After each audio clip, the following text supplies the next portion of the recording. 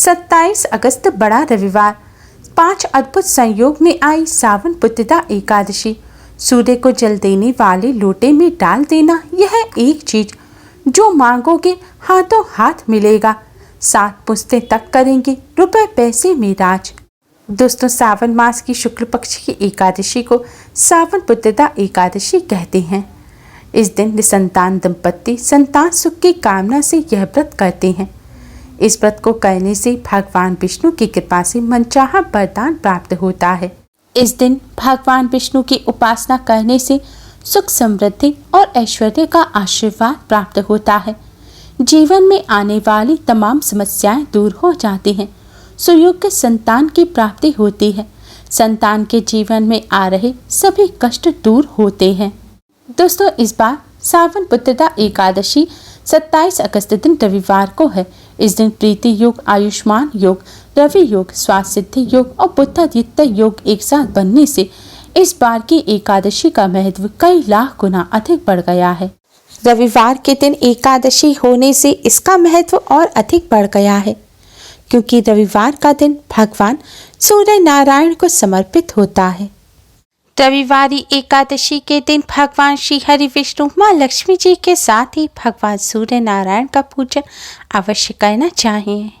यह दिन भगवान सूर्य नारायण को प्रसन्न करने का बहुत ही खास दिन माना जाता है।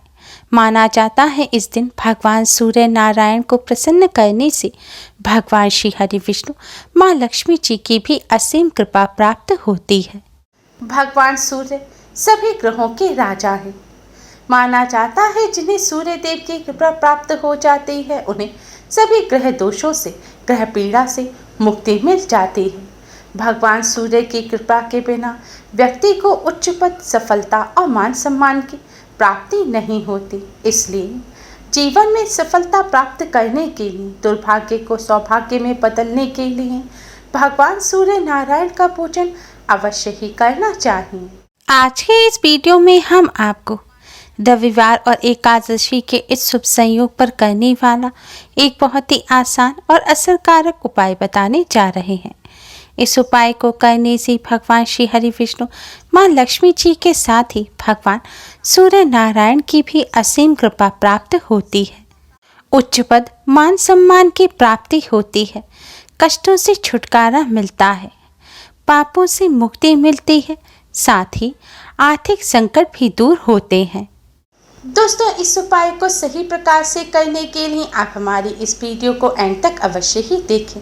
अगर आपने हमारे चैनल को अभी तक सब्सक्राइब नहीं किया है तो जल्दी से हमारे चैनल को सब्सक्राइब कर लें और बेल आइकन को हिट अवश्य ही करें, जिससे हमारी सभी नई वीडियोस की नोटिफिकेशन आपको फ्री में सबसे पहले मिल पाए।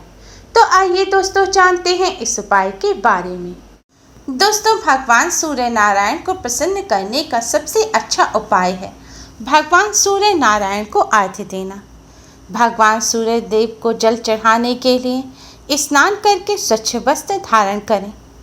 भगवान सूर्य देव का पूजन करते समय लाल रंग के वस्त्र पहनना सबसे ज़्यादा शुभ माना जाता है। लाल रंग के वस्त्र ना हो तो आप कोई भी और शुभ रंग के वस्त्र पहन लें, लेकिन काले रंग के वस्त्र पहनकर भगवान सूर्य देव का पूजन ना करें। अब आप एक तांबे का पात्र लें। तांबे का पात्र ना हो तो पीतल या स्टील का पात्र ले सकते हैं, लेकिन भूलकर भी प्लास्टिक के बर्तन का इस्तेमाल ना करें।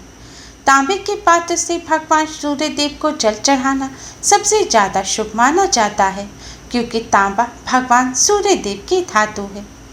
तांबे के लोटे में आप शुद्ध जल भरें। अगर आपके यहाँ गंगा जल हो तो थोड़ा सा गंगा जल भी आप इस पात्र में अवश्य ही डाल लें। अब इस जल में आप 1 चुटकी हल्दी मिलाएं, थोड़ी सी साफ चीनी मिलाएं और अगर पुष्प हो तो 2 लाल रंग के पुष्प भी डाल दें। दोस्तों, ध्यान रखें, एकादशी के दिन चावलों का इस्तेमाल करना वर्जित होता है, इसलिए आज के दिन भूलकर भी भगवान सूर्य देव को जल चढ़ाने के पात्र में आप चावल ना डालें। इन सभी वस्तुओं को डालने के बाद दोस्तों, आप भगवान सूर्य देव को प्रसन्न करने की इस सबसे जरूरी वस्तु को जल में अवश्य ही डालें। यह वस्तु है लाल रंग का चंदन। अगर आपके यहाँ लाल रंग का चंदन है तो थोड़ा सा चंदन आप इस जल में मिला दें। अगर चंदन ना हो तो लाल रंग के कुमकुम आप इस जल में अवश्य ही मिलाएं। अब आप जल के लोटे को किसी खुले स्थान पर ले जाएं। आप अपनी छत पर, आंगन में या घर से बाहर किसी खुले स्थान पर जा सकते हैं। खुले स्थान पर जाने के बाद भगवान सूर्य नारायण की तरफ मुख करके खड़े हो जाएं और इस जल के पात्र को अपने दोनों हाथों में उठाकर अपने सिर से ऊपर उठाएं। अब आप भगवान सूर्य नारायण को जल अर्पित करें। भगवान सूर्य नारायण को जल अर्पित करते समय आप भगवान सूर्य नारायण के इस गायत्री मंत्र का जाप करें। मंत्र इस प्रकार है: ओम भास्कराय विद्महे महातेजाय धीमहि तन्नो सूर्य प्रचोदयात्। ओम भास्कराय विद्महे महातेजाय धीमहि तन्नो सूर्य प्रचोदयात्। दोस्तों, आपको इस मंत्र का एक बार जाप करते हुए भगवान सूर्य देव को जल अर्पित करना है। फिर आप कुछ सेकंड के लिए रुकें। फिर दूसरी बार इस मंत्र का जाप करते हुए आप भगवान सूर्य देव को जल अर्पित करें। फिर आप कुछ सेकंड के लिए रुकें। फिर तीसरी बार में आप इस मंत्र का जाप करते हुए सारा जल आप भगवान सूर्य देव को अर्पित कर दें। दोस्तों, ध्यान रखें, आपको 3 बार में पूरा जल भगवान सूर्य देव को अर्पित करना है। सिर के ऊपर हाथ रखकर इस प्रकार जल भगवान सूर्य देव को अर्पित करने से जल की धारा में से होकर भगवान सूर्य देव की सभी किरणें आपके पूरे शरीर पर पड़ेंगी। इससे आपका शरीर निरोगी और तेजवान बनेगा। आपके शरीर में जो भी विकार होंगे वह भगवान सूर्य नारायण की कृपा से दूर हो जाएंगे।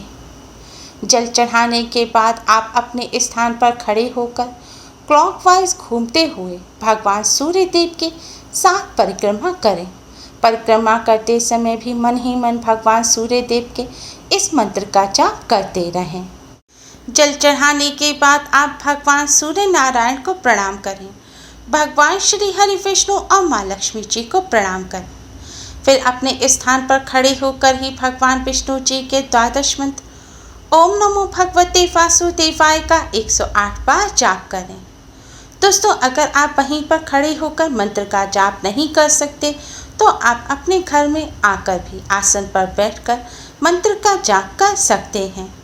इस प्रकार भगवान सूर्य देव का पूजन करने से भगवान श्री हरि विष्णु, माँ लक्ष्मी जी और सूर्य देव की कृपा प्राप्त होती है। भगवान जी की कृपा से जीवन और कामकाज में आने वाली बाधाएं दूर होती हैं। साथ ही धन प्राप्ति के योग भी बनते हैं। ग्रह दोष के नकारात्मक प्रभाव कम होते हैं और घर में सुख शांति का वातावरण बनता है। व्यापार और कामकाज में आ रही रुकावटें भी दूर होती हैं। भगवान सूर्य देव को प्रसन्न करने का सबसे अच्छा तरीका है भगवान सूर्य देव को अर्घ्य देना। इसलिए आप सभी इस शुभ अवसर पर भगवान सूर्य नारायण की कृपा प्राप्त करने के लिए इस तरह भगवान सूर्य देव का पूजन अवश्य ही करें। दोस्तों, भगवान सूर्य देव का पूजन करते समय कुछ बातों का विशेष ध्यान रखना चाहिए। सूर्य देव को जल देते समय मुख पूर्व दिशा की ओर होना चाहिए। अगर कभी पूर्व दिशा की ओर सूर्य देव नजर ना आए तब भी पूर्व दिशा की तरफ मुख करके ही सूर्य देव को जल अर्पित करना चाहिए। सूर्य देव को जल अर्पित करते समय कांच, प्लास्टिक, चांदी के बर्तनों का इस्तेमाल नहीं करना चाहिए। हो सके तो सूर्य देव को हमेशा तांबे के पात्र से ही जल अर्पित करें। सूर्य देव को जल इस तरह अर्पित करना चाहिए कि सूर्य देव को जो आपने जल अर्पित किया है वह बहकर आपके पैरों में ना आए। और सूर्य देव को कभी भी जूते चप्पल पहनकर जल अर्पित नहीं करना चाहिए। सूर्य देव को जल अर्पित करते समय पैरों पर अगर छींट आ जाती है तो उससे दोष नहीं लगता, लेकिन चढ़ाए हुए जल अगर आपके पैरों में आ रहा है या आप उस पर चलकर जा रहे हैं तो इससे आपको दोष लगेगा। सूर्य देव को जल चढ़ाने के लिए अगर आपके घर में कोई खुला हुआ स्थान नहीं है, कोई ऐसा स्थान नहीं है जहां पर आप सूर्य देव को जल अर्पित कर सकें, तो आप एक खाली पात्र रखकर उसमें सूर्य देव को जल अर्पित करें और बाद में उस पात्र के जल को आप किसी पेड़ पौधे के जड़ में डाल दें। सूर्य देव को जल हमेशा बिना कुछ खाए हुए ही चढ़ाना चाहिए। अगर आपको कोई स्वास्थ्य संबंधी समस्या है और आपको सुबह ही कुछ खाना आवश्यक है तो आप खा सकते हैं, लेकिन जो लोग स्वस्थ हैं उन्हें बिना कुछ खाए पिए ही स्नान करने के पश्चात सूर्य देव को जल अर्पित करना चाहिए। और जैसा कि हमने आपको पहले बताया था कि सूर्य देव को जल अर्पित करते समय भूलकर भी काले रंग के वस्त्र नहीं पहनने चाहिए। आप सभी सूर्य देव का पूजन करते समय इन सभी बातों का विशेष ध्यान रखें और इस शुभ अवसर का अवश्य ही लाभ उठाएं। उम्मीद है आपको हमारी ये वीडियो पसंद आई होगी। प्लीज़ लाइक करें, हमारे इस वीडियो को अपने फ्रेंड्स और रिश्तेदारों में ज़्यादा से ज़्यादा शेयर करें जिससे वह भी इसका लाभ उठा सकें। हमारी और भी वीडियोस के लिए हमारे चैनल को सब्सक्राइब करना ना भूलें। Thanks for watching. Radhe Radhe.